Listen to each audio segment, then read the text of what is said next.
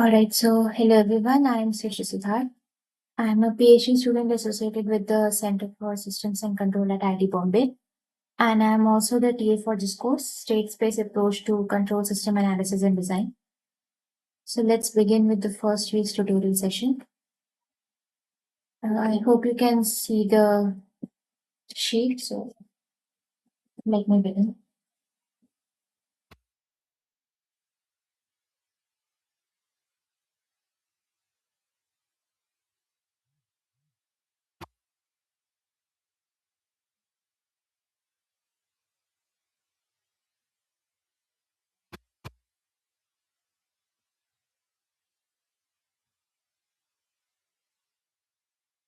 In today's session, we'll discuss how to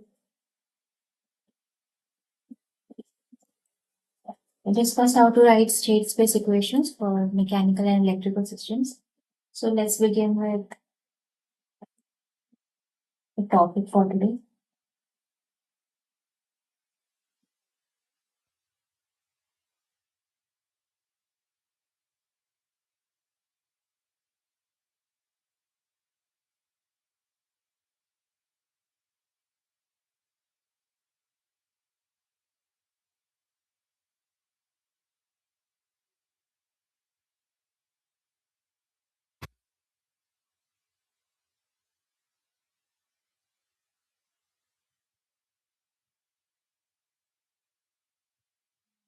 Next one is to determine poles of the system.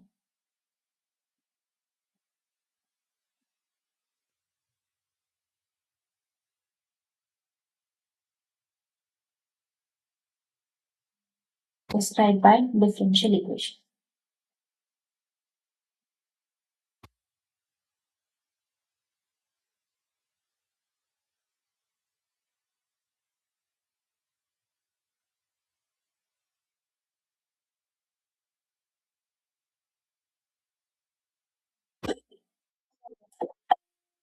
So let's begin. So if you have any doubts about the assignment of the course, you can ask me as well. So let's begin. So let's recall what's the state of a system. So it is defined as state of a dynamic system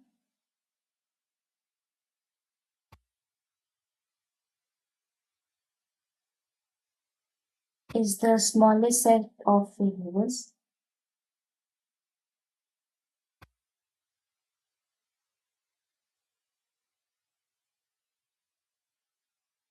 that are called state variables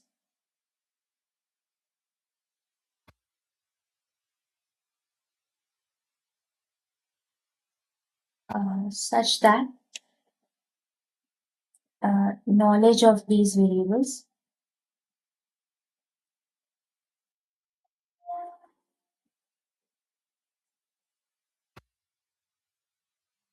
this is a knowledge of these variables at initial time t equals t naught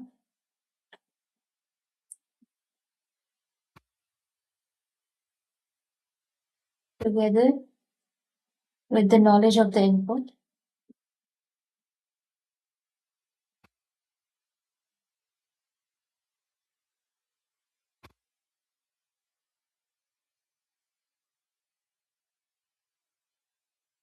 for all time t greater than equal to t naught. So for all t greater than t naught,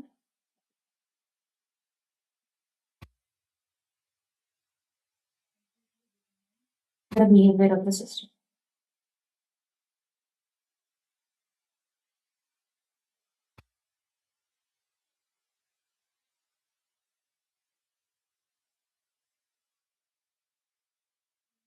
Initial conditions for the state are denoted states by x at t naught and the input u at t for all time greater than equal to t. Knowledge of these two variables help us to determine how the system will behave for all time t greater than equal to t. So note that the choice is not unique. So the choice of state variables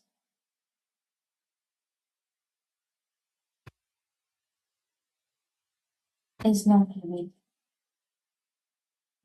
For example, if you have a system and you have chosen states x1 and x2, we could also write down the equations of the system by using some other state z1, z2, such that, for example, z1 might be x1, z2 can be x1 plus x2.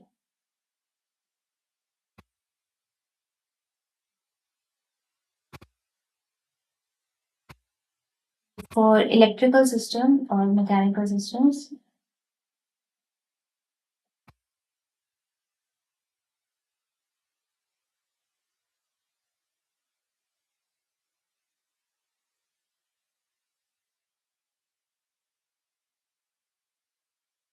number of state variables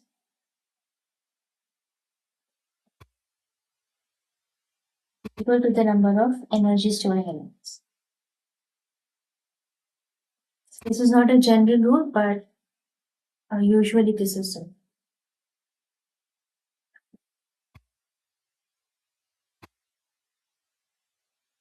So, for example, for a simple series RLC circuit,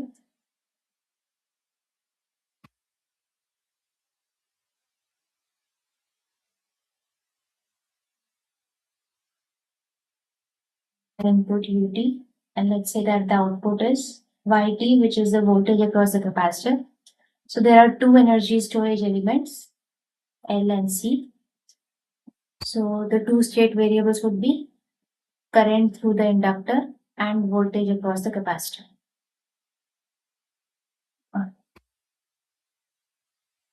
Note that the output is a linear combination of the states. So YT can be, let's say, A1 X1 till AN XN if there are n states. So in this case, YT is exactly equal to the capacitor voltage VC. Alright. So there are a few steps to form the state space model of a system. Let's recall those and then let's look at the examples.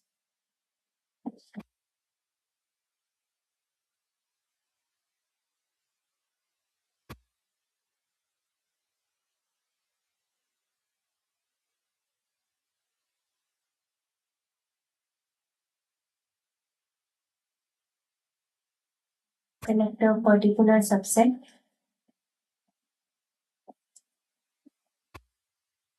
of all possible system variables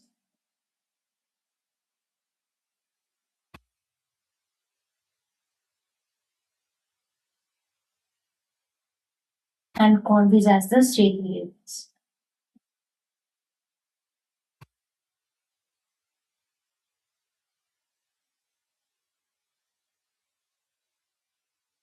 Then the main point of a state space model is that we can describe the system using n first order differential equations.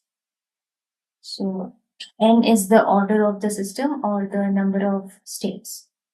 So for an nth order system,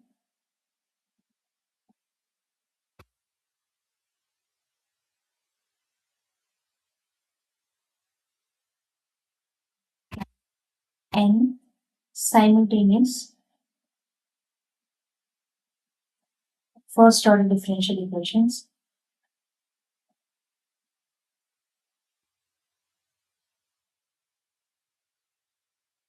in terms of the state variables.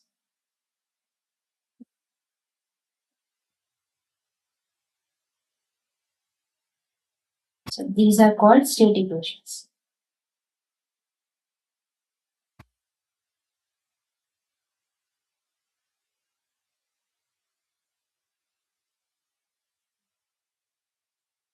Let's say that the variables are denoted by x of t. We need is or require initial value of x, initial value of state variables,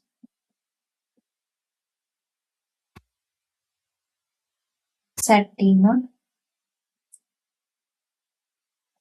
So, for example, x would be x1 of t, x2 of t, and so on till xn of t. Okay. And the input variable u.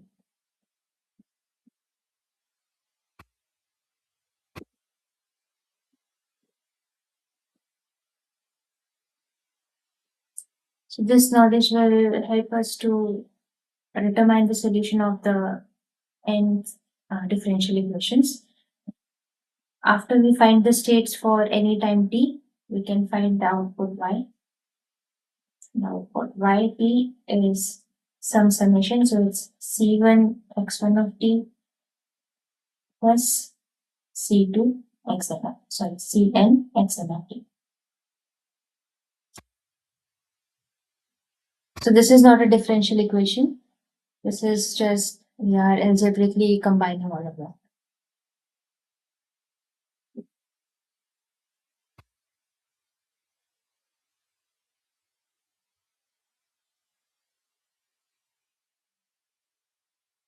Let's look at a question.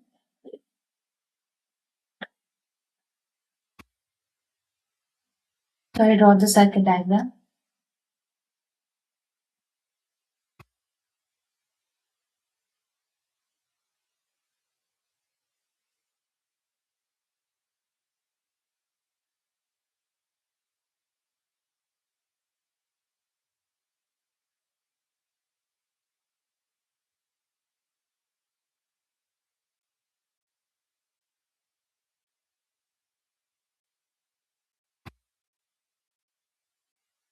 So this is the input EOP.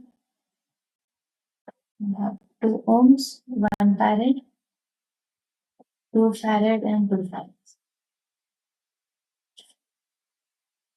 Alright. We can choose any output for this system. So let's say the output is this y of t, which is the voltage across the last capacitor.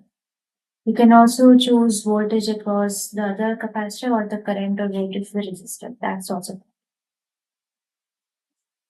alright. So these are the inputs and outputs, and now let's decide the state variables.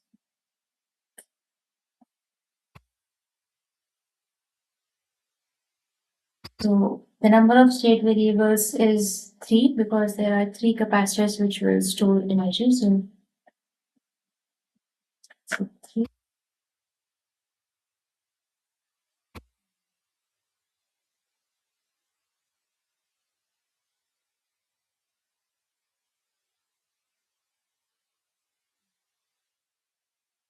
So this is to show that it's not the order of the system is not always necessarily equal to the energy storing elements. Because if you look at this loop, and if you know any 2 voltages, then you'll know the voltage across the third capacitor. So you don't really need that third state. Alright. So this, yeah. How to calculate the state variables? Yeah, I'll show this now. How to calculate the number of state variables, you mean that? Yeah, alright. So, for example, if it was a simple RLC circuit, you can write down the differential equation, alright? So, this would be U of t, if this is the loop current, IL, R, ILT, plus L by dt, uh, right, this is, 1 by C, integral IL dt. So the first step is, so you have a system, you write down the differential equation. Right now, this is an integral, right? integral from 0 to t. So let's write this in terms of derivatives. So let me see. Just a second.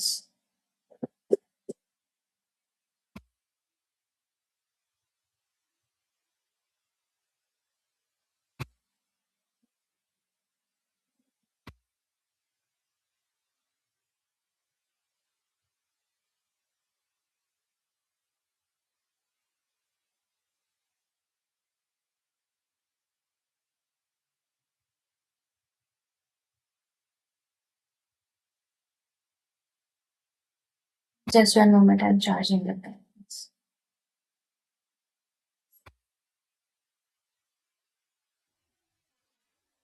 Just one second.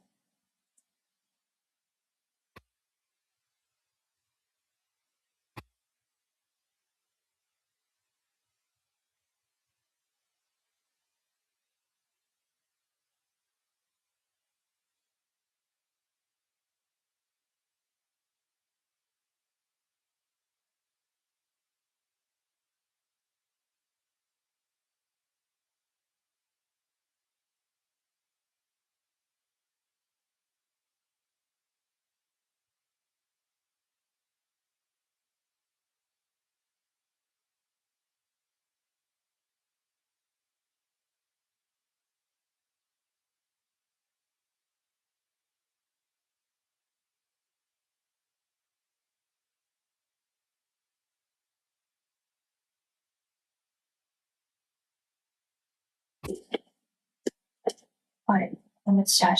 Okay, so now we need to write it in a differential equation form in which we have derivatives on some variables except input, right? So what we're looking at is we want to write it in the form x dot equals ax plus b. So notice that there's a derivative on the states and no derivative on the inputs. Alright, and you have this equation as of now. So if you differentiate both the sides, there will be a derivative u dot t, right? And we don't need that. So we can't differentiate this blindly. So let's see. If we select q as a state variable, so q is the charge. So IL is dq by dt in that case. And the voltage across the capacitor VC is simply 1 by C times Q, right?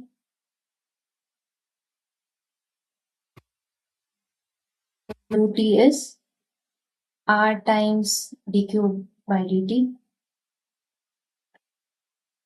plus L times d square q by dt square plus this is simply q over C. Is this clear till now? Yes, ma'am. Okay, so this is the equation. This is a differential equation and there is no derivative on the input. Okay, so this is a second order differential equation.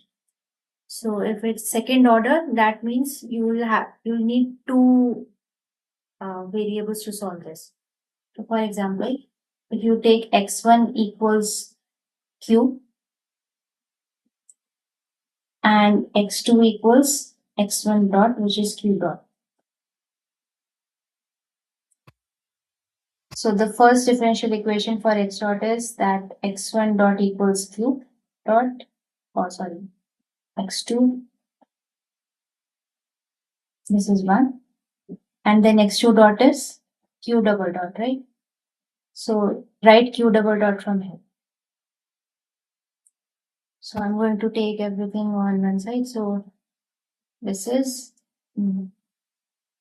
minus R by L, q dot is x2, minus q by C. So this is minus x1 over LC plus ut over L. So let me just transfer this here. Q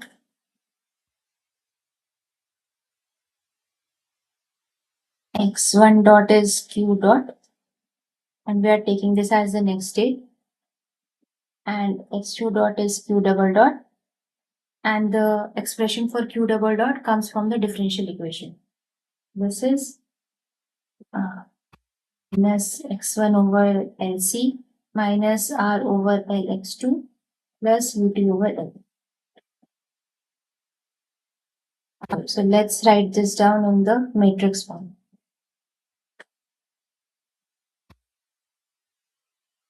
x1 dot as a function of x1, x2 and a function of u. So x1 dot is simply x2, so this is 0, 1 and 0, 8. Now x2 dot is minus 1 over lc x1 minus r by l x2 plus 1 by l ut. So if it's a second order differential equation, we need two variables, x1 and x2. If it's third order, you will need three variables. So for that, you will have to figure out the differential equation for the system, in which there is no derivative on the input. This is the system matrix, this is the input matrix, and if you want the output, let's say it was the voltage across the capacitor, that is simply Q over C, right? This is X1 over C. Now write this in the vector form. The vector is X1, X2. This is 1 by C and 0. If it's a second order system, system matrix is going to be 2 by 2. If there is only one input, this is the input matrix is going to be a column vector of size 2 by 1. And if there is only one output, then this needs to be a row vector. This is 1 by 2.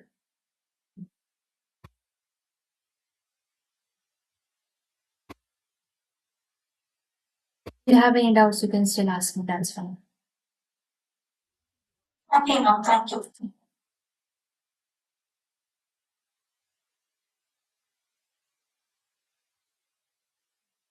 So let's come back to question 1. This is a RC circuit. So let's see. Let's write down the differential equation first and see how many state variables do we need. So let's say this is plus minus E1, plus minus E2, and plus minus E3, which is exactly the output Y. Then there are two loop currents, I1 and I2. Right, so let's see. The variables that we have now is that if we know the currents through the two loops, I1 and I2, and if we know the voltages, E1, E2, E3, which is exactly Y, will describe the complete circuit, right? We can know the voltage here. We already know voltages E1, E2, and E3. But you can see that we can actually minimize this cell. So let's see. So let me name the nodes. This is ground.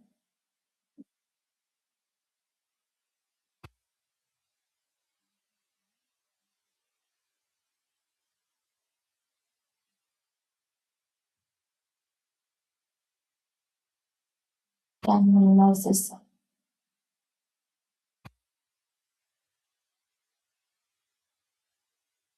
Apply KCL at nodes 1 and 2.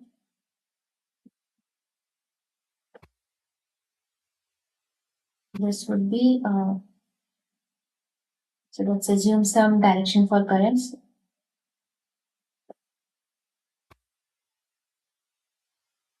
So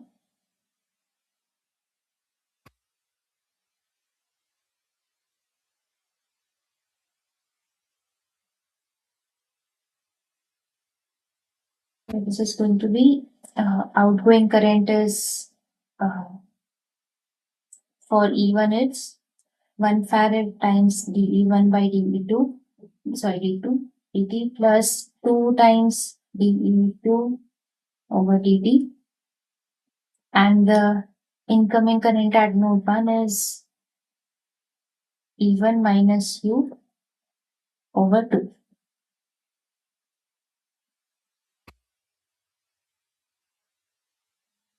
Alright, just let me know if it is not.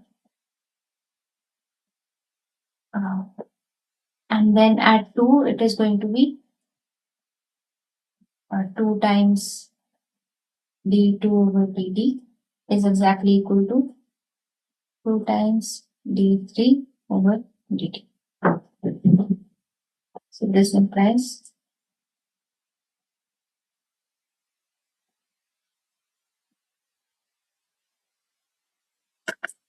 uh,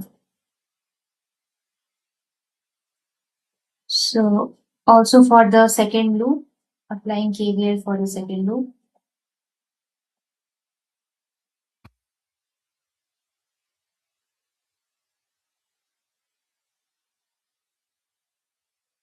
gives E1 equals E2 plus E3.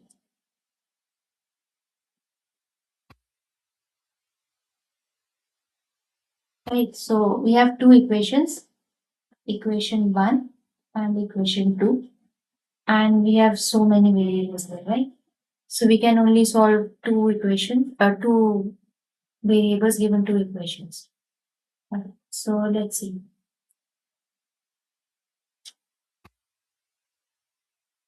Let's apply KVL for the first loop as well. Uh,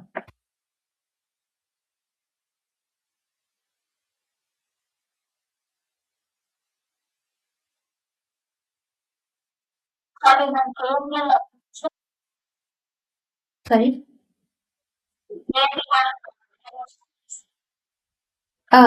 KVL is the Kirchhoff's voltage law, right? Do you know about this? That as you, yeah. KVL,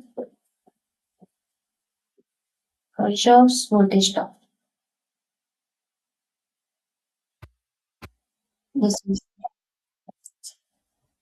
and then KCL for the current law. Right. So for the first loop, it is, so you go through this. This is a rising voltage. UT equals 2 times I1 plus E1.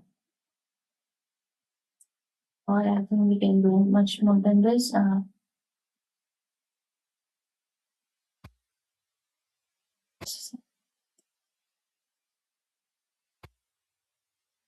Yeah.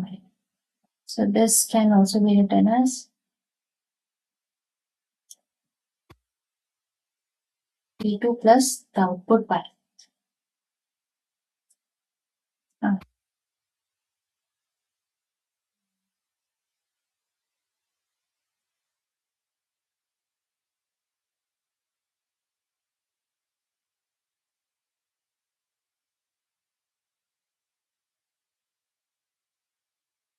so I think we have um, this equation 1, 2, and 3. Okay, so mm, just a second.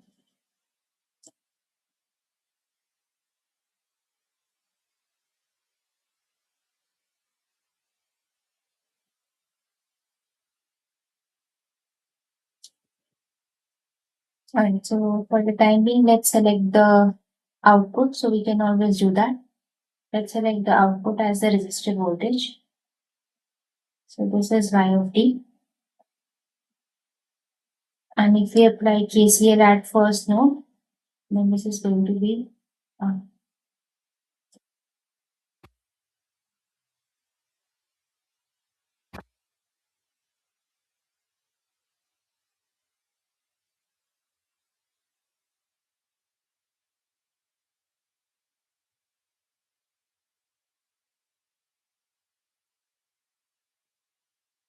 just one second. I think there is a gap somewhere.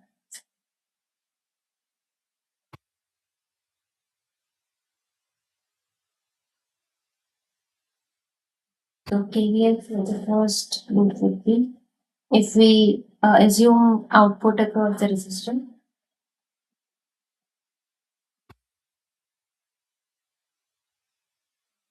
equals y plus E. So we'll say equals third equation. Alright, other than this, I think what we need is y can be written as u minus E1. We need to fix equation 1.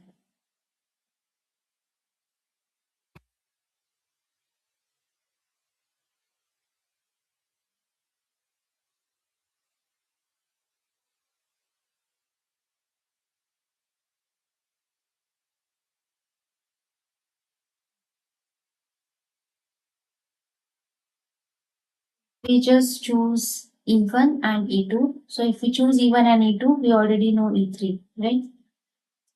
So let's choose E1 and E2, that is the voltages across C1 and C2 as state variables.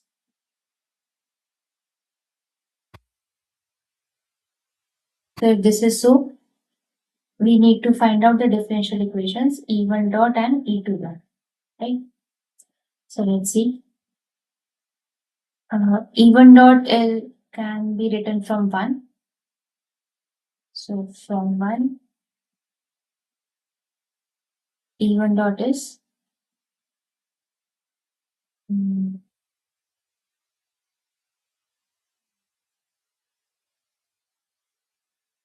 it is E1 dot plus 2 E2 dot equals to so U by 2 minus E1 by 2.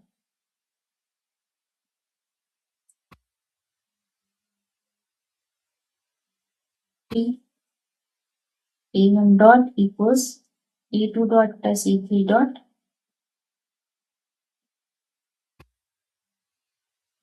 and E3 dot are equal because of applying KCL at node 2. So this is equation 2. This means this is 2E2 dot. Okay, so this is one so let's substitute this here. So this becomes 2E2 dot plus 2E2 dot equals U over 2 minus E1 by 2. This is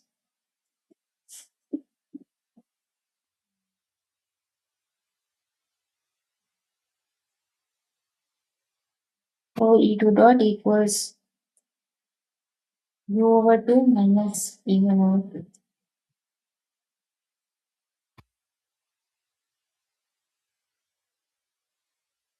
So this is the differential equation for the E2 dot, and E1 dot is simply U by 4 minus E1 by 4.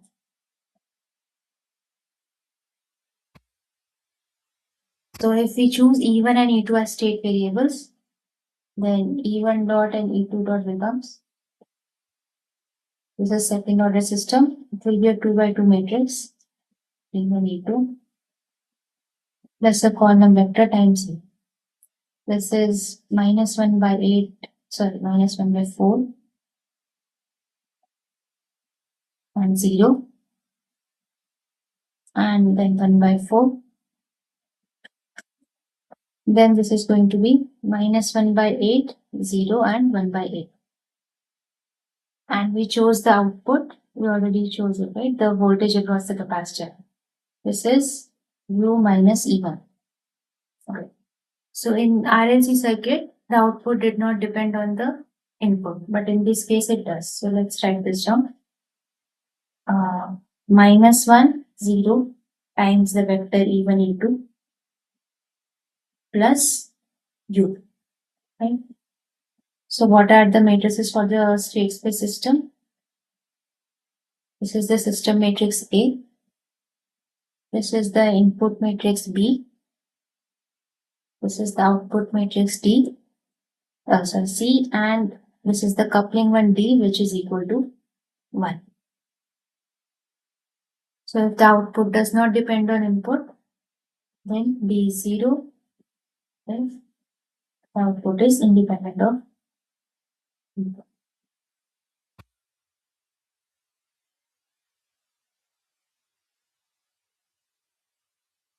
You can choose a different output such that D changes and C changes, but this equation would still remain the same. For example, we have the differential equations, but we can choose the output to be the voltage across the capacitor C3. So in that case, Y is simply E3. And we know that E1 equals E2 plus E3, right? Because of KVL in the first loop. Second loop, sorry. So E3 is E1 minus E2. This means this is 1 minus 1, E1, E2. And in this case, this is C, which is different from the previous choice. And this is 0 times 0. So D is 0. Alright, so I hope that this was clear to you. Let's move on to the next question.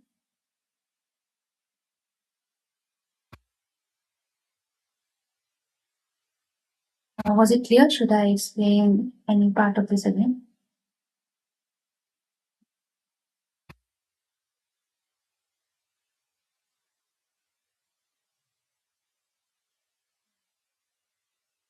If not, let's move on. So find the state space equation.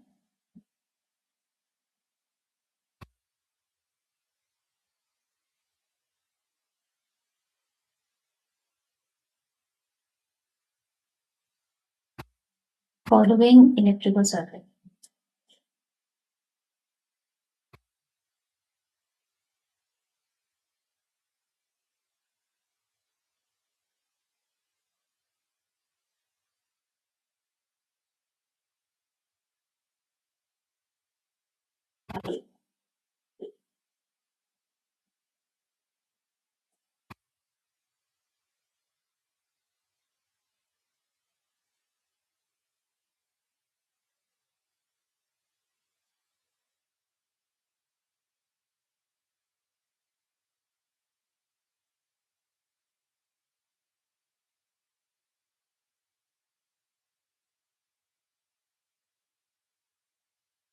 This is, let's say, R1, R2, inductor L,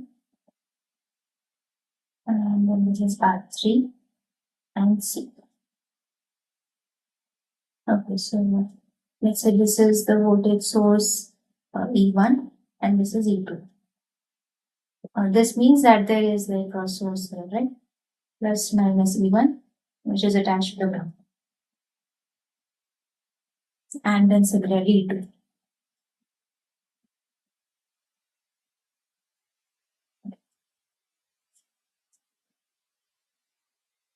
Alright, so let's write down the equations. This is E1. This is current through R1. This is current through R2. This is current through inductor.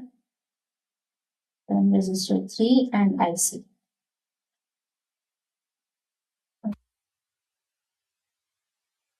Say that this is the voltage E4. So IR1 is simply E1 minus E4 over R1. Then it's IR2 is going to be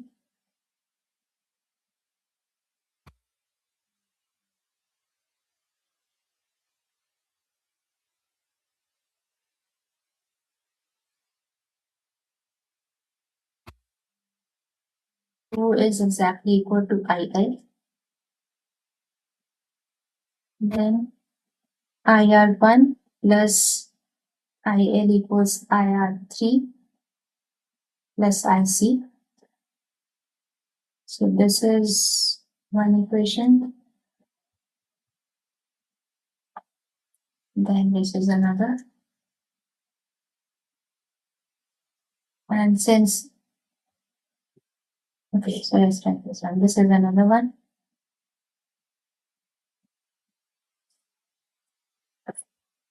Is there any other relation? So this is uh, R3 is E4 over R3.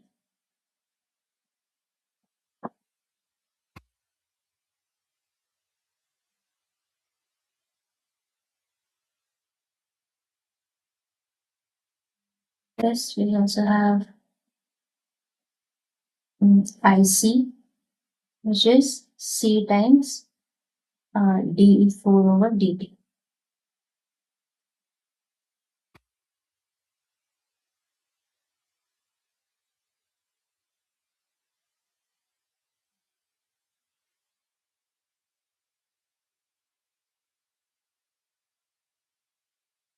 If we can write down the equation, so there are two inputs, right? E1 and E2, the voltage sources.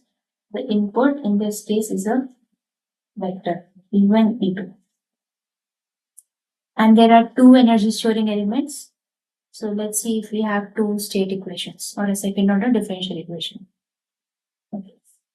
So let's say that the first state is current through the inductor and the second state is voltage across the capacitor. So for an electrical system, that's what we usually consider as states: current through inductors and voltages across capacitors. So if we have x1 equals IL, so x1 dot is DIL over dt. Let's see how, if we can express it in terms of input and states. So it will be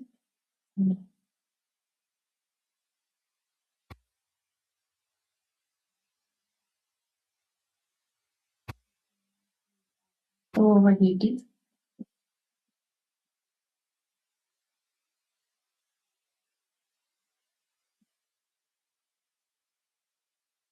Okay, and then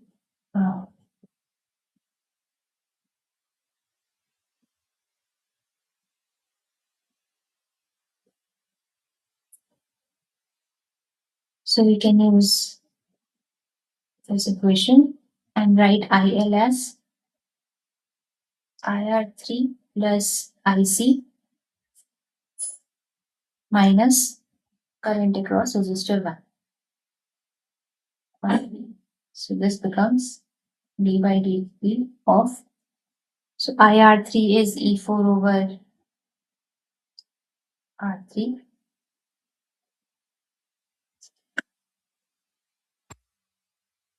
This comes out R. Then IC is C times dE4 over dt. Then IR1 is E1 minus E4 over R1.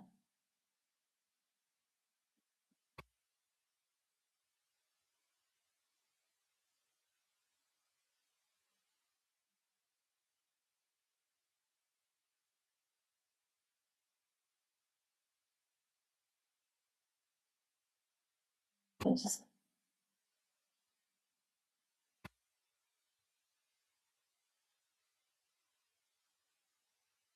So I think we have a derivative of the input here. It should not be present.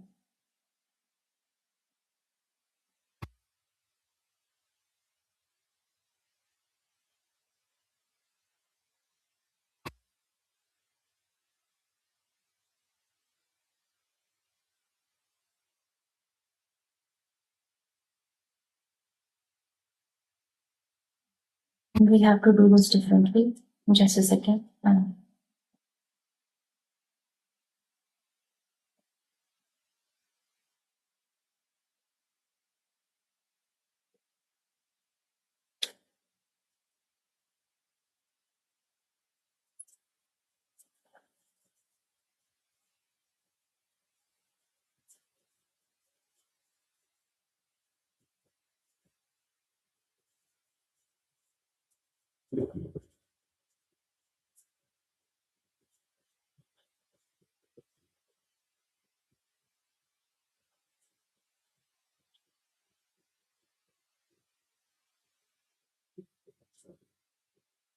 And let's see.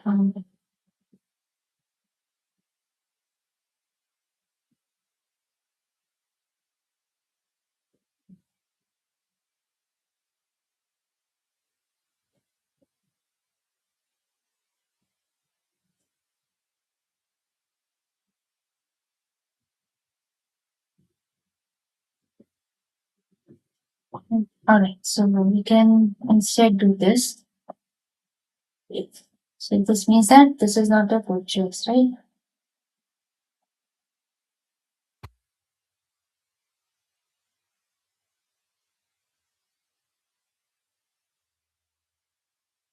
I think now you can observe that there is no unique way of solving the state space model.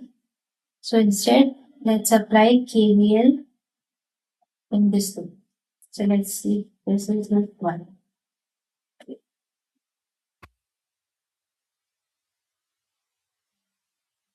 KVL in loop 1 or for loop 1. So this becomes E2 equals 2 times IL plus L DIL by dt plus E4, right? Okay, so E2 is one of the inputs. IL is a state, so its derivative can appear in the equation, and E4 is another state variable. So let's write what's DIL over dt. So x1 dot, which is DIL over dt, is 1 over L minus R2IL minus E4 plus E2. Right, so let's box this for now, and we'll use this when we write the final matrix vector version of the state model. Alright, now we need x2 dot. So x2 is voltage across the capacitor. x2 dot is dv4 over dt. Okay, let's see if we can have this. So IC is C times dv4 over dt, and IC we can write from this current balance equation. Okay, so this is IC is simply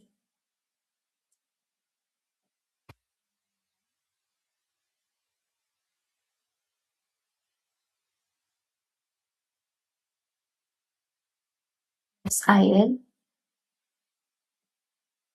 minus IR3. Now let's write these three currents in terms of the state variables and inputs. So current to R1 is, which is E1. 1 minus E4 over R1. Check if this is, yeah. So this is E1. This is the voltage E4. Then it's IL. IL is X1.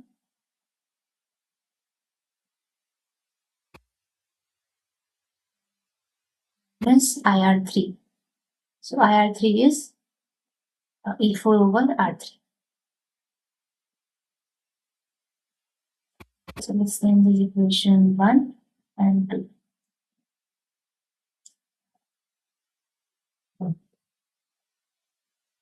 Using 1 and 2, we get x1 dot, x2 dot. So this is a second order system. This is going to be a matrix chart 2 by 2. This is x1, x2. Now B is going to be different. It's no longer a column vector, but it's going to be a matrix. Because there are two inputs, right? The two inputs are the voltages E1 and E2. So let's write them as U1, U2.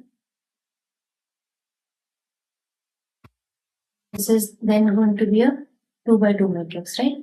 because this is a row vector, column vector, and you can multiply this and get again the column vector in 2D.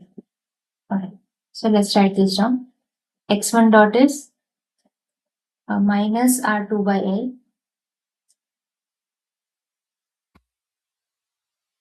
L which is X1. Then this state E4 is X2.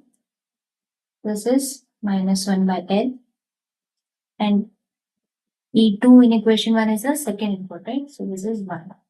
This is 0. Similarly, you have,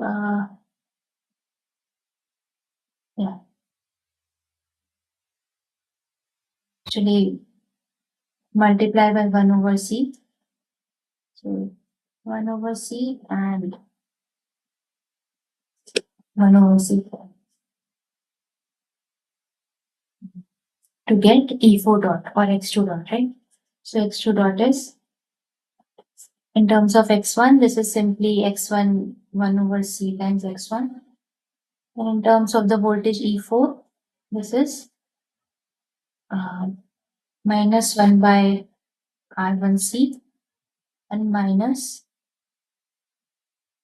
R3C. This depends on the first voltage E1. This is 1 by C, this is 1 by N, sorry, this is 0. This is the system matrix A. In this case, we have a matrix, input matrix B.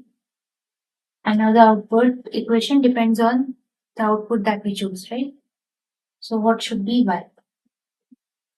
If we choose Y as the capacitor voltage across C3, then Y is simply V4. This is 0, 1, X1, X2, output matrix C. Right. So this is the gate equation, and this is the output equation.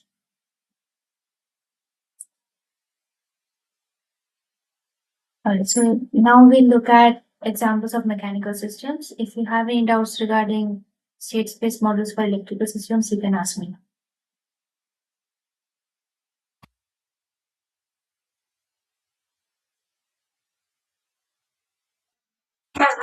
Yeah. What is the difference between Sorry? Time period. Okay. I think I can actually solve a question on that, so I will be doing that. So can you wait for maybe another 20 minutes? I have an example to show that. Sure. Alright. So let's quickly look at a example of a mechanical system and then we'll get to a question.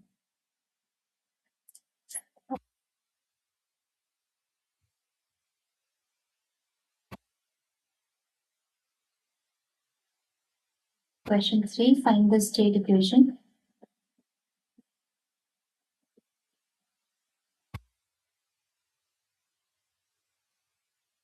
for the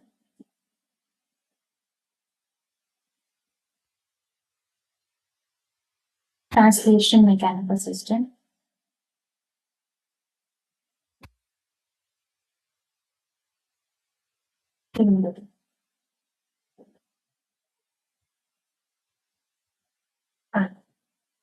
So I write this down.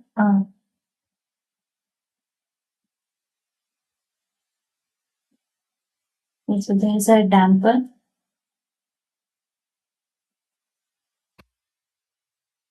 This mass, which can slide over the surface. So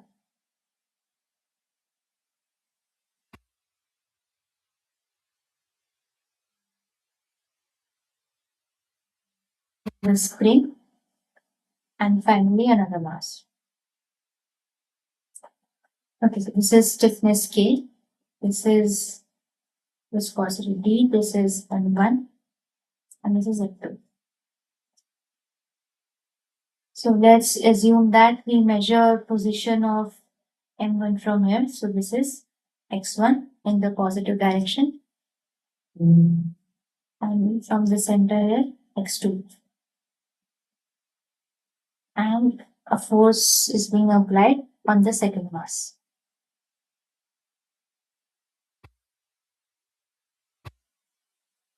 So let's write down the differential equation. For that, we need to uh, draw actually the force balance diagram for both the masses, right? Okay. So for M1, say that the mass will accelerate in this direction. So the damping force would be in this one, dx1 dot. And let's say that the stiffness is now the stiffness is usually this is a spring, and if we measure displacements from here, then the force is k times x, right? For example, it moved to a distance x, it's k times x. However, if it's the spring is located between two masses, then it's simply x2 minus x1.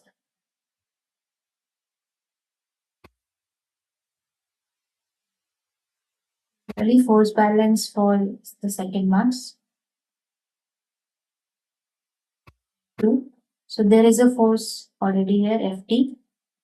Let's assume that the acceleration is in this direction.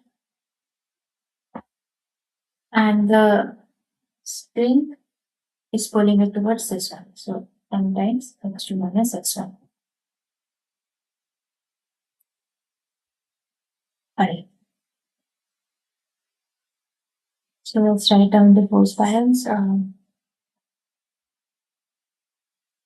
So m x1 double dot plus k times x2 minus x1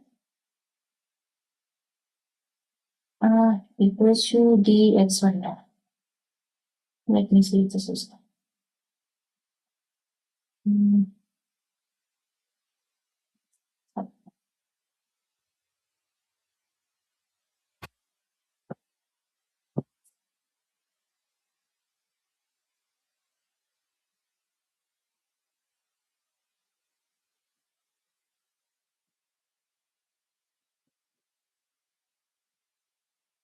mhm.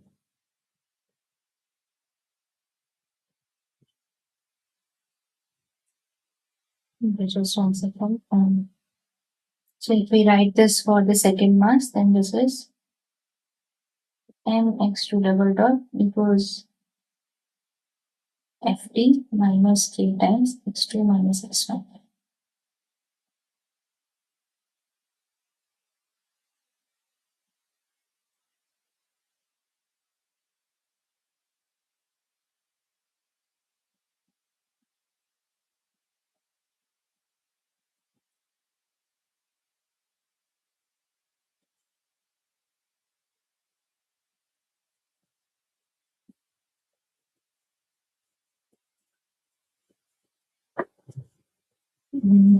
Okay. Uh, I think there should be this is correct. This is equation itself.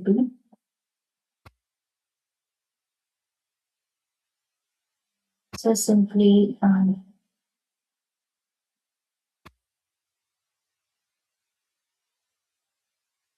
let's assume this. So this implies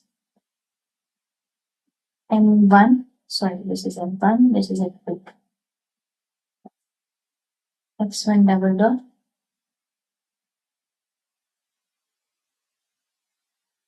minus dx1 dot minus dx1 plus dx2, which is 0.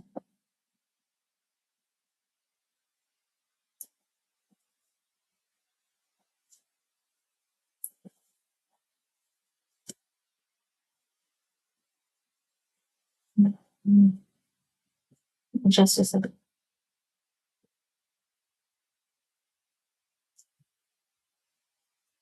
Okay, I think this would be plus equals 0.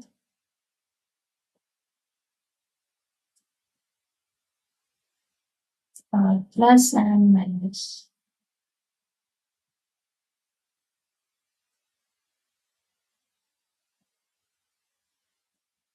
Alright. So we have equations 1 and 2, right? But notice that, alright, let's choose the state first. So let's assume that the states are.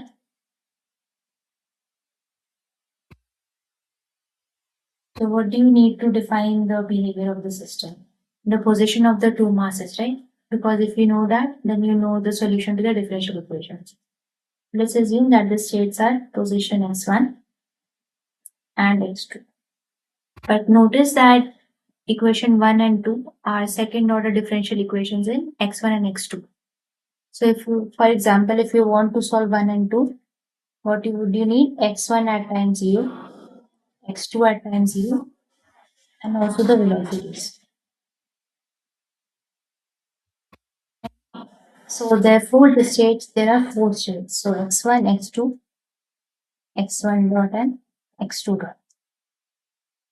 So if there is a mass, then there are two states for that mass, the position and the velocity. So if we have four states, so let me just write this down. N, the two states are position and velocity. Okay. So x1 dot is exactly equal to x1 dot, right? So this means that the derivative of the first state is equal to 1 times the velocity. So the A matrix would be 0, 0, 1, 0. This would be the first row of the 4 by 4 matrix because we will be multiplying it with x1, x2, x3 and x4. Where now this is x3 and this is x4. This is going to be x3. Similarly, we know x2 dot, right? x2 dot is now x4. Now we need x3 dot. So x3 dot is actually the acceleration of the first mass. This is x1 double dot. And we can find the expression from equation 1.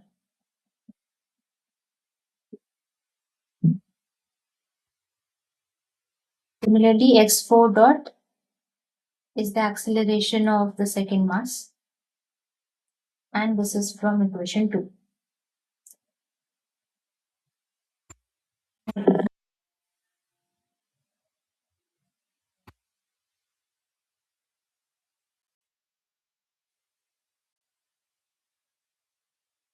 So let's write this down. X1 dot is x3, x2 dot is x4, x3 dot is let's see, minus, I'm just going to write this one, minus k by n1 x1 minus d over n1 x3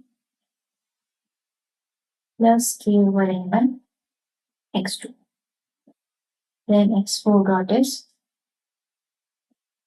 k over n2 x1 minus k over m2 x2 plus 1 over m2, the input which is f of t. Now let's write this in a matrix form. So this is x1 dot, x2 dot, till x4 dot. This is going to be 0, 1, 0, 0. Okay, I think I have written this different. 0, 0, 1, 0. Then we have minus k over m1.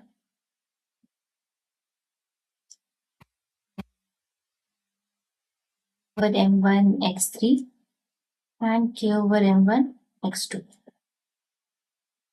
So this is 0. Then Sorry. Oops.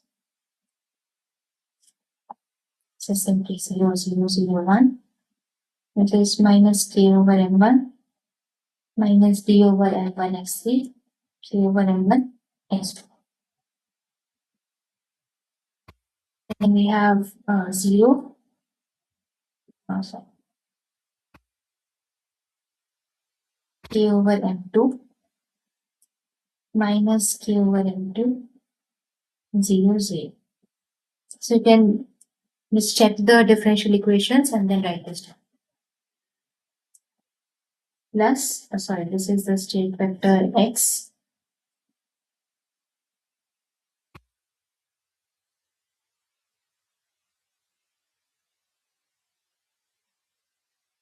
plus only x4 dot depends on ft, so this is 0, 0, 0, 1 over m2 times f of t.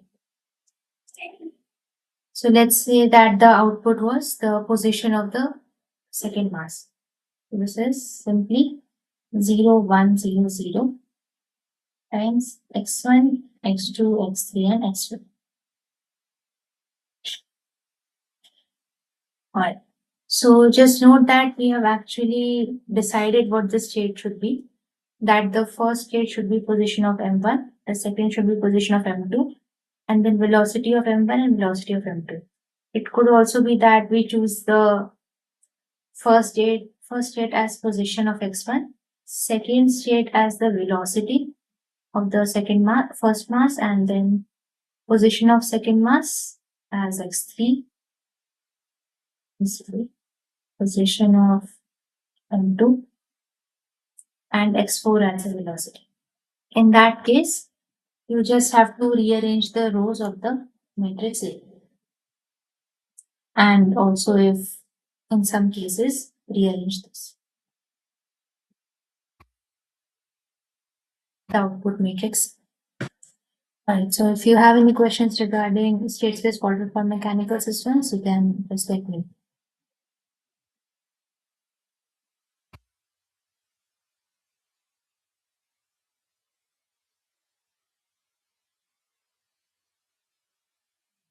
We have another example, but let's move on to the properties of the system. So this is uh,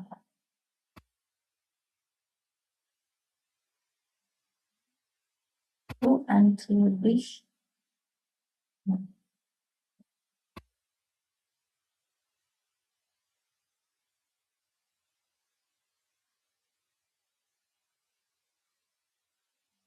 gravity, linearity, and uh, time variance and invariance.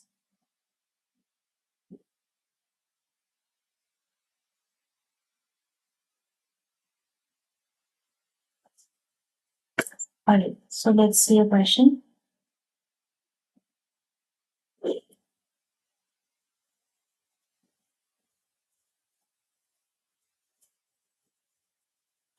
So comment whether the following system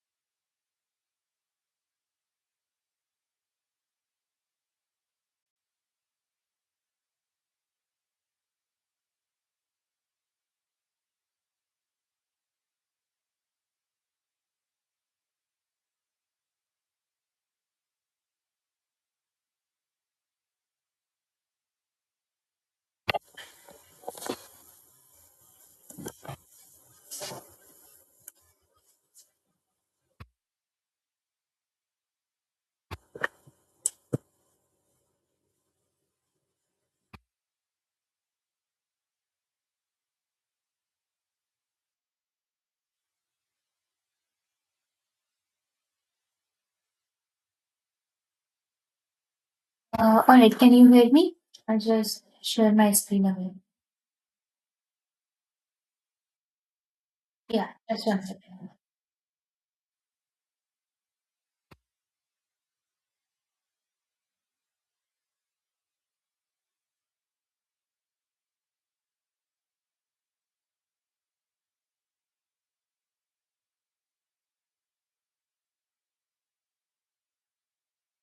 All right. So comment whether the following system is causal,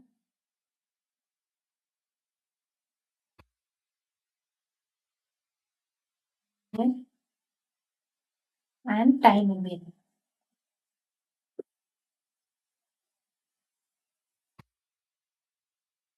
So the system is the relation between output and input, and this is the output is given by cos of ut. Okay, so is the system causal? So a system is causal if it only depends on the present and past inputs of the past values of the input. It does not depend on the future values.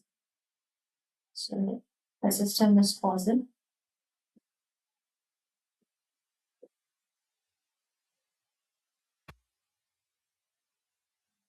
But depends only on past and present values of the input.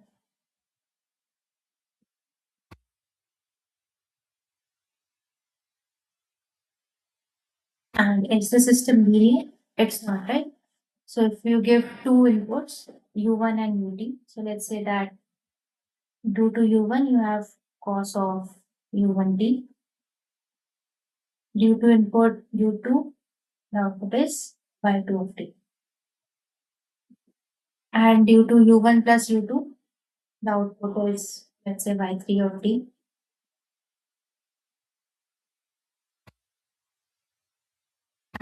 This is not equal to y1 of t plus y2 of t, right? Because you cannot operate the cosine function by adding the cosine of the individual terms. All right, so the system is not linear.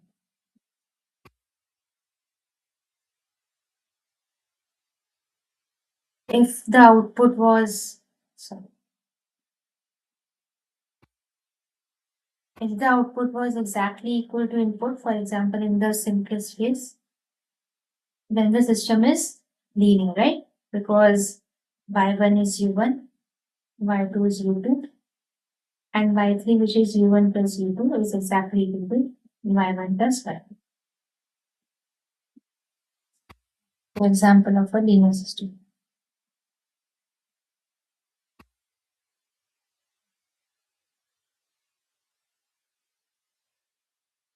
Now, let's see if the system is time invariant or not. That is, if we are currently at time, let's say t, and we change time t to t minus t naught, then is the output independent of t naught. So is, let's see, why I'm going to write this down.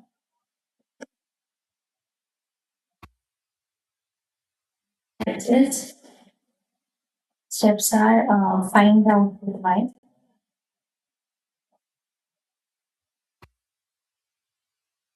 for input u of t.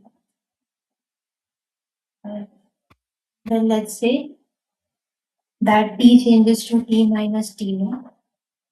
So change t to t minus t naught and then compute. Let's name this y new at t comma t naught. Right? And then find the system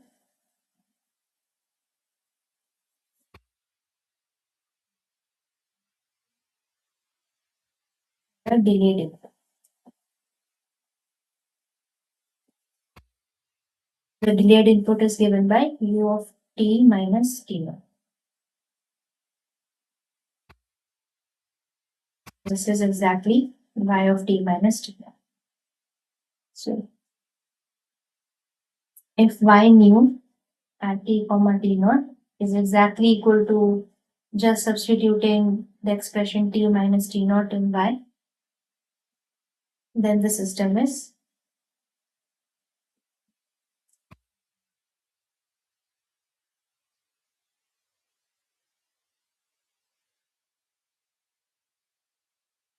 differentials.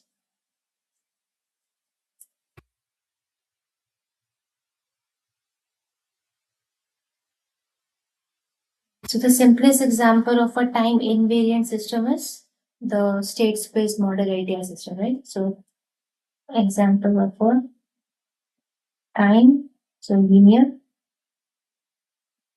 time invariant system. This is abbreviated as LTI. This x dot equals ax plus b. So it is linear in states, right? If there is a new state, so let's say that this was for the first state, this was for the second state,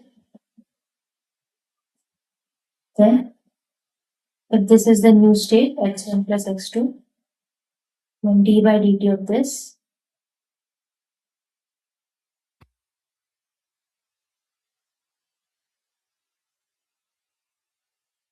is exactly equal to a times x1 plus x2 times b. Now about time invariant, so you can see that this is, let's say, x.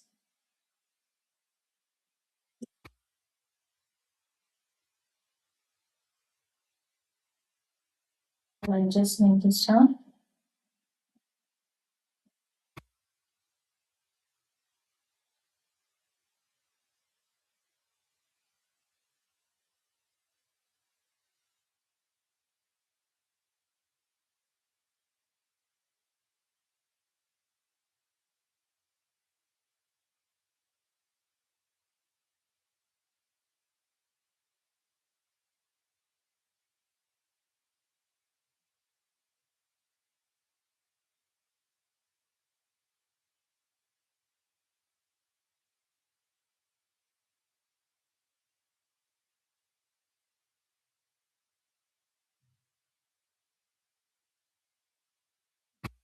Let's try out this example, right? The question.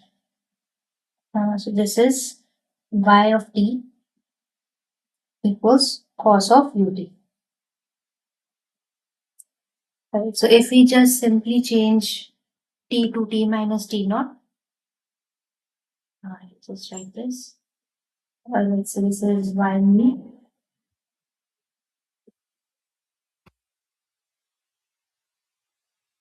This is y me. And what is y of t minus t naught? This is simply cos of u t minus t naught. So the time shifts are exactly equal.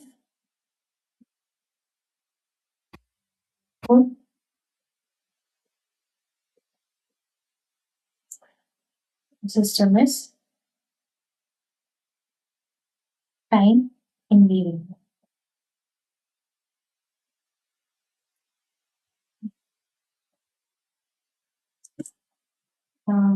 Okay, so I think then we should find some example in which the system is time varying. So one of the examples is example of a time varying system.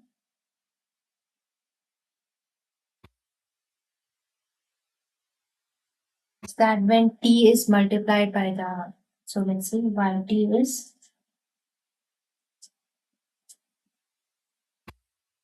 t times ut. Alright. So the new input is just when you replace t by t minus t naught. So let's do that. T minus t naught t minus t0. And the next step is when I have y at, okay, 1 second.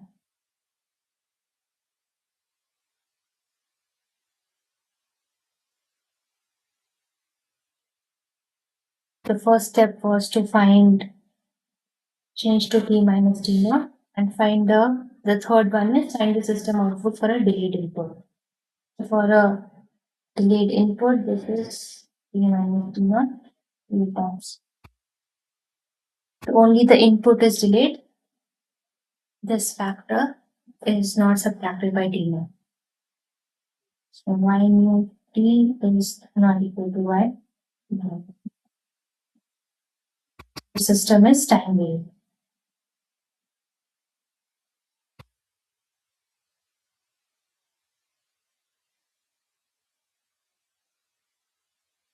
So is this somewhat clear to you? Yeah, I think you can just follow these steps. One, then just compare that. Yeah.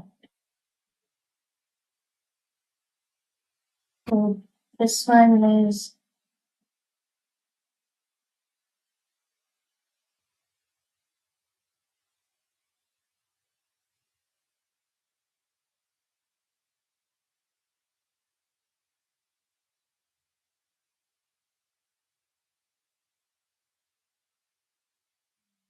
obtained by only dividing.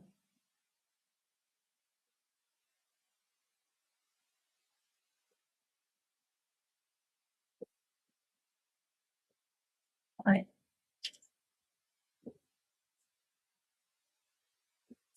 Um, okay, so this was question 4.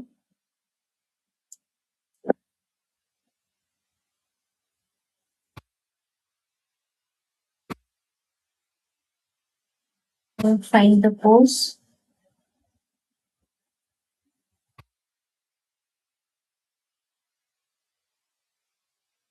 terms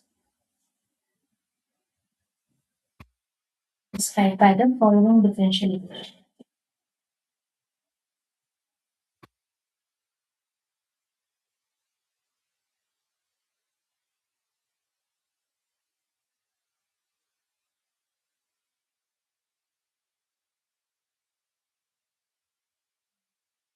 Just write those down.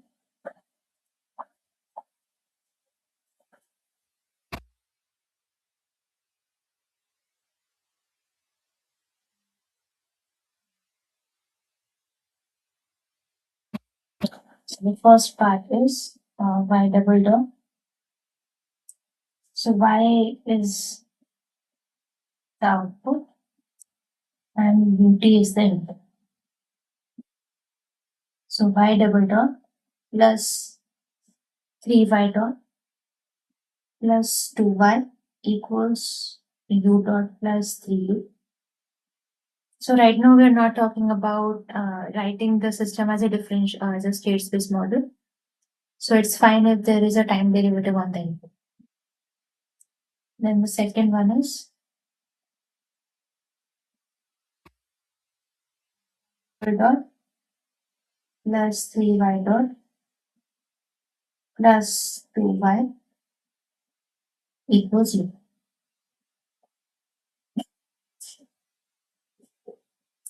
Just try to see.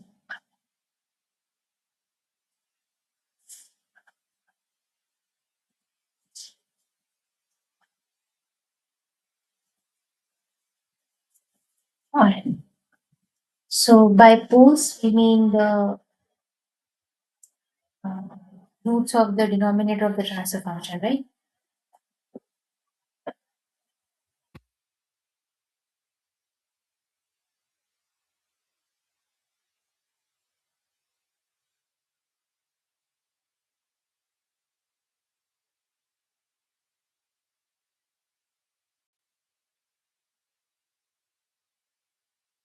For transfer function, we assume zero initial states. So Let's see, let's take one. So taking the Laplace transform on both sides.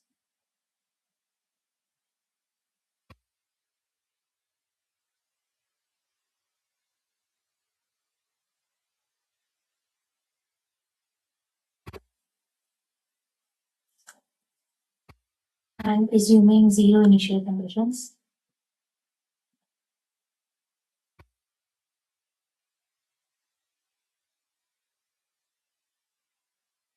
By this, I mean u0 is 0, y0 is also.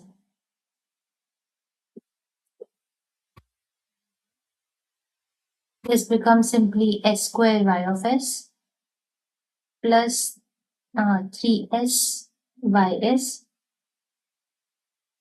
plus 2ys equals sus plus dus. Alright, so let's figure out the transfer function. This is s squared plus 3s plus 2.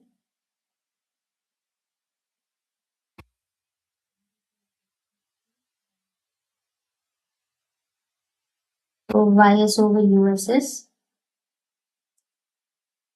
s plus 3, s squared plus 3s plus 2. So poles are roots of s squared plus 3s plus 2. So what are these? This is s equals, minus 3 plus minus 3 square.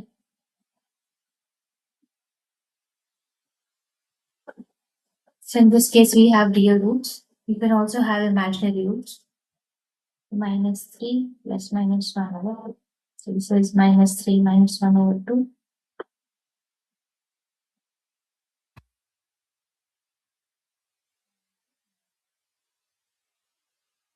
So the poles of the system are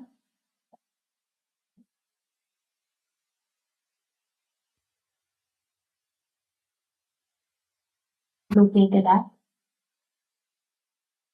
minus 1 and minus 2. Okay, so located at this in the plane, right? In this plane. So this is real, imaginary, and the poles are, so we denote poles by crosses. So at minus 1, minus 2. Poles of the system are here. But observe that the poles of the system given in 2 would be exactly the same as in 1, right? Because the denominator polynomial would be the same. So the poles of the system, you can just take the Laplace transform of the LHS part after you move all the derivatives of the input on the LHS. Take the Laplace transform and then find the roots.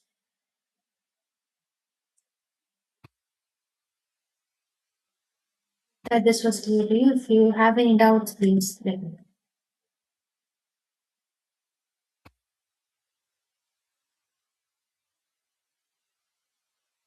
I think we have a last question on state space representation of mechanical system. So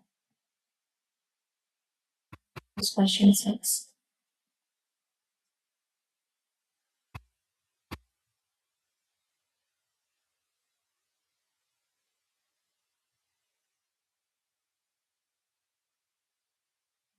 In a state space representation,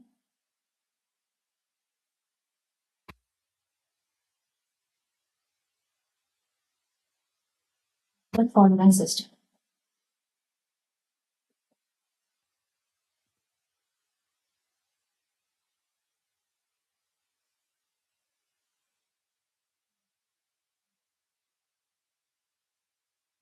Again, a spring mass damper system. Let me check if there's.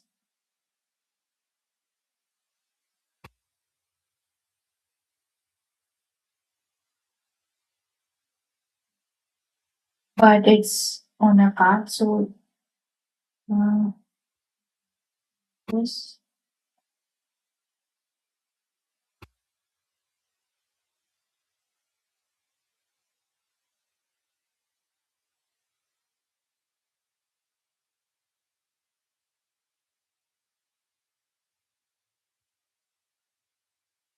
So there is a mass on the cart which can also move while located on the cart, and the cart's also moving. This is spring with stiffness K, and then we do the damper. This is mass M. Uh, Assume that this is a massless cart,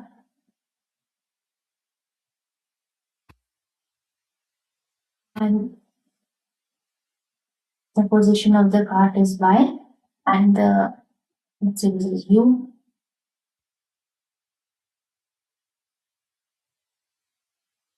We measure the position of the mass from here, which is given by Y.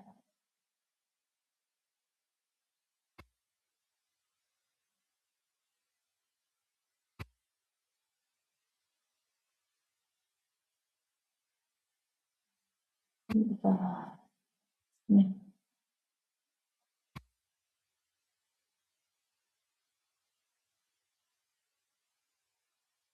To apply Newton's second law to the cart and the mass. So the cart is massless. So let's talk about the mass M first. So apply Newton's second law. So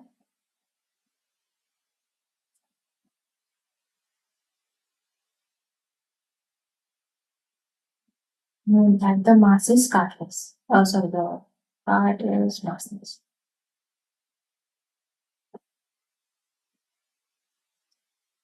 Alright, so this becomes the acceleration. So m v squared y by dt squared is given by minus b. So the velocities of the points which are attached to the damper are u and y, right? So this is dy by dt minus du by dt, and then again minus k times y minus u. So let's rewrite this. This is m d square y by dt square plus b dy over dt plus ky. Let's see. This is b du over dt plus ku. So on this side, we are expressing the velocity, position, and acceleration of the mass. And on this side, we have the velocity and position of the car.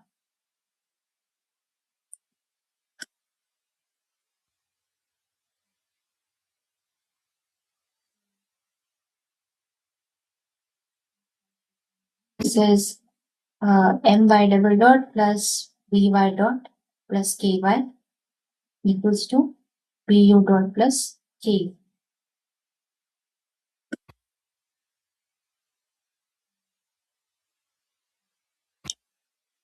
So let's see what we can choose. So there's a mass that's going, the first state is going to be the position of the mass. The second state, let's say that this is y dot.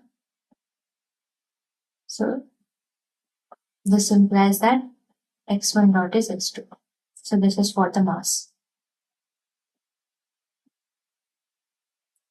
Then for the cart, we again have position and velocity, right? So x3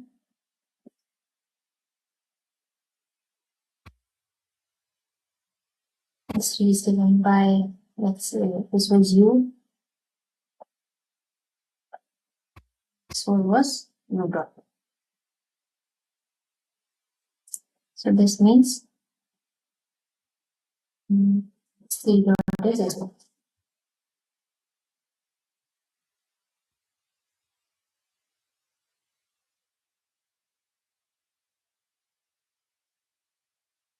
Alright. So now let's use this equation.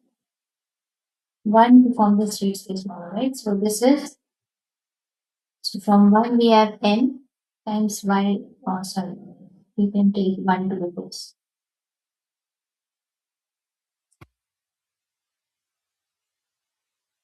1 we have m x2 dot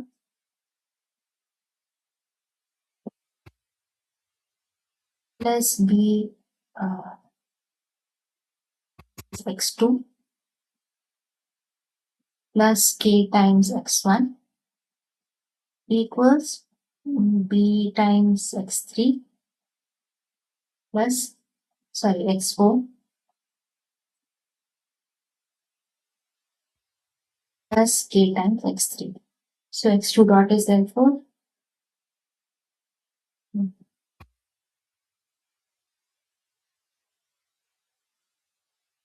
second, this is going to be minus k by m x1 minus b over m x2 plus b over m x4 plus k over m x3. Alright.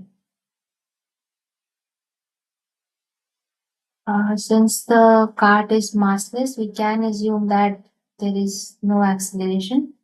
But you can also choose some other state in which there can be, I think, non-zero states.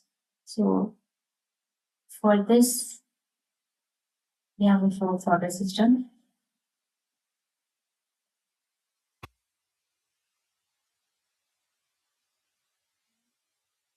You can also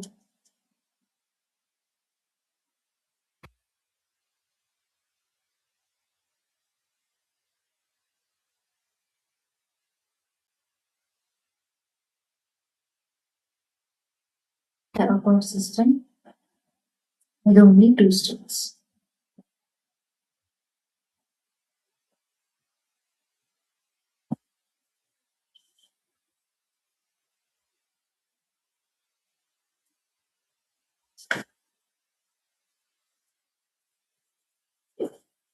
So this means that the state space system is not linear.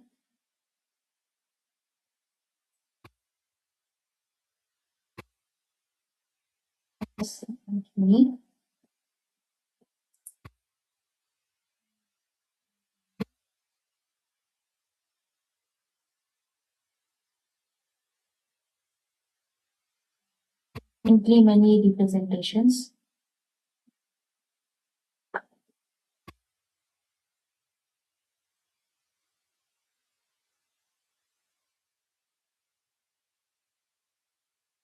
For the state system.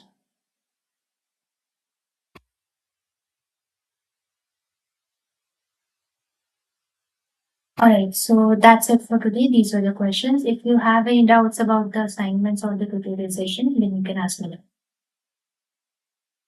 If not, then you are free to be.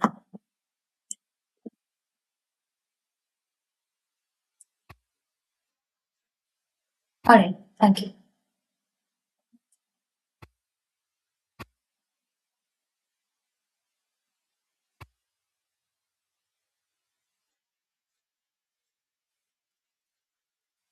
Yes, yeah, every Tuesday is 6 to 8.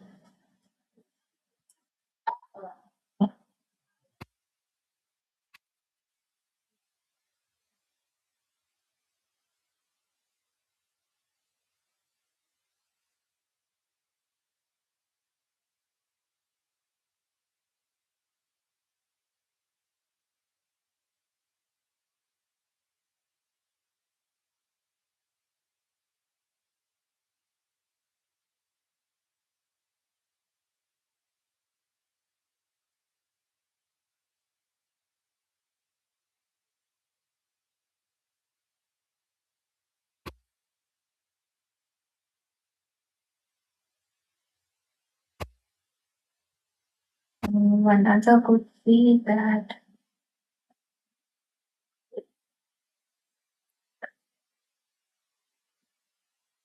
choose x1 as y, x2 as y dot, and the inputs as U1 and U2 as uh, yeah, position view of the car.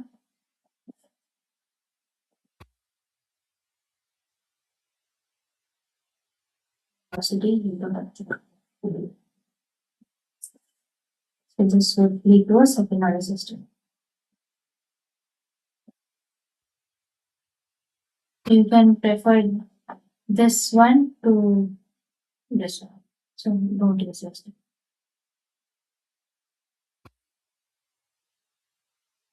Or if you want to write it as a fourth order system, then we don't have an expression for x4 dot.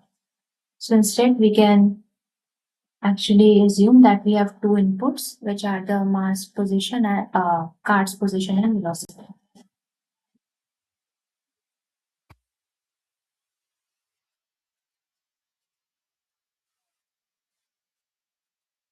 Ah, yes, yeah. So I think it's in the assignment, and I think it would be mentioned the states at which you have to assume. I think it's theta and the position of the part, right? Yes. Yeah, so you can write down the differential equation, and then you have already been given the states, and then figure out the matrices of the states system. Okay. Yeah.